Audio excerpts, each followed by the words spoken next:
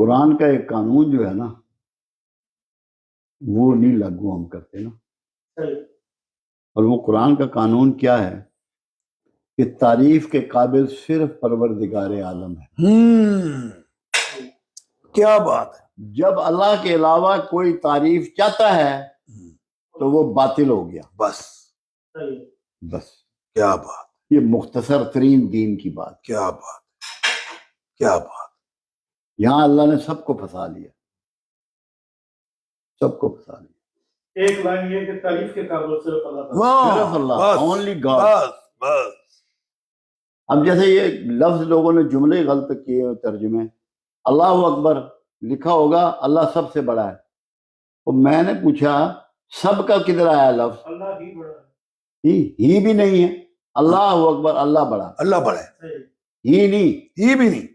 کیونکہ اگر سب سے بڑا ہے تو اس کا مطلب کوئی اور بھی بڑائی موجود ہے. اور بھی ہے تو کوئی بڑا نہیں ہے سوائے اللہ کے. بس کیا بات.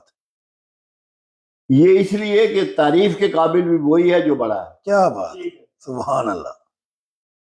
اگر آپ کی زندگی میں سے تعریف نکل جائے تو کتنے سوکھے ہو جاؤ گے. صحیح گل.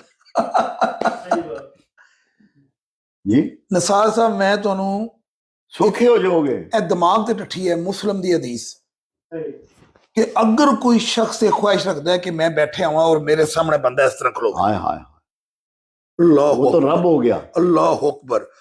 اگر کسی بندے دی خواہش ہے اور یہ جو لذت لے رہے ہیں کہ میں بیٹھے ہاں اور میرے سامنے بندہ اس طرح کھلوتے ہے، یہ فرمان پتہ ہے کدھر ہے نبی پاک صلی اللہ علیہ وسلم دا کہ وہ کنفرم دوست کی ہے. بالکل کبر ہو گیا نا. وہ اللہ کا شریک ہے جدی یہ چاہت ہے. جی وہ شریک. میں اسی واسطے کہنا کئی بندے ہاتھ چومن کا پوچھتے ہیں نا. میں کہ اگر کوئی چومتا ہے تو وہ سعادت حاصل کر رہا ہے اور جو چموانا چاہتا ہے وہ دوست کی ہے. وہ دوست کیونکہ وہ سمجھ